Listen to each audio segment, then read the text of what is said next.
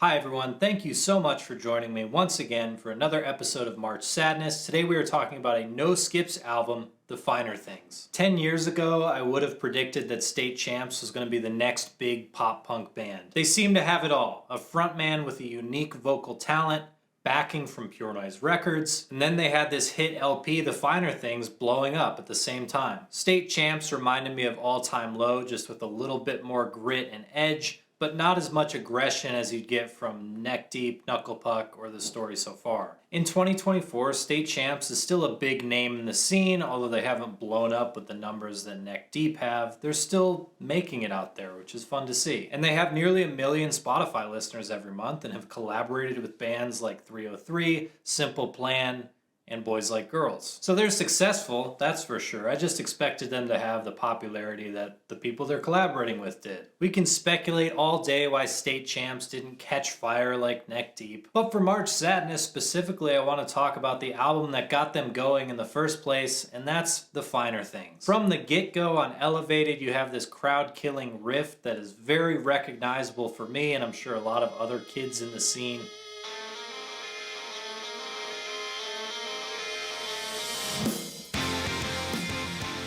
The word choice in the chorus of this song is a little obvious, but that's my only nitpick on what's otherwise a very great leading song. Something I never quite appreciated about The Finer Things is how strong the verse deliveries are on this album. Quite often, they're even more memorable than the chorus, like on Hard to Please, and Critical, and Prepared to Be Noticed.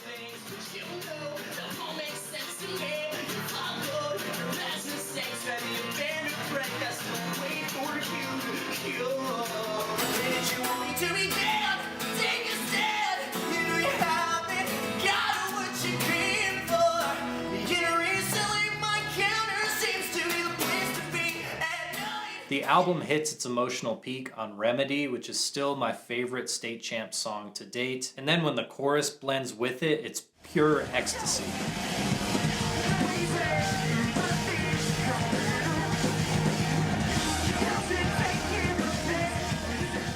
And I know this is a re-recording of Remedy, but I prefer the Finer Things version, probably because I heard it first. This band rallies behind their lead singer Derek and tease him up at the most critical of times, like here on Critical,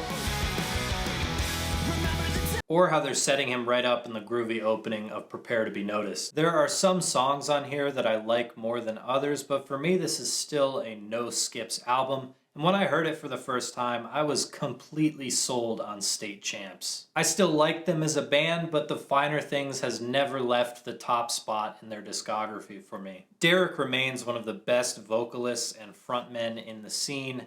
He gives my favorite performance on The Finer Things, but it's probably because he wasn't singing in a healthy way like he is now. Of course, he's had training now. He's protecting his voice now.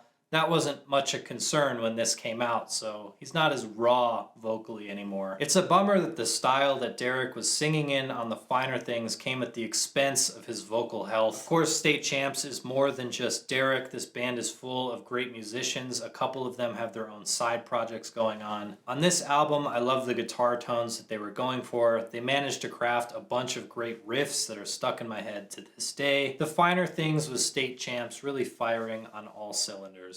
But what do you think of today's album? Was I right that this is a no-skips album? Let me know in the comments below. Don't forget to enter the giveaway, see the pinned comment for more details, and I hope to see you in the next installment of March Sadness right here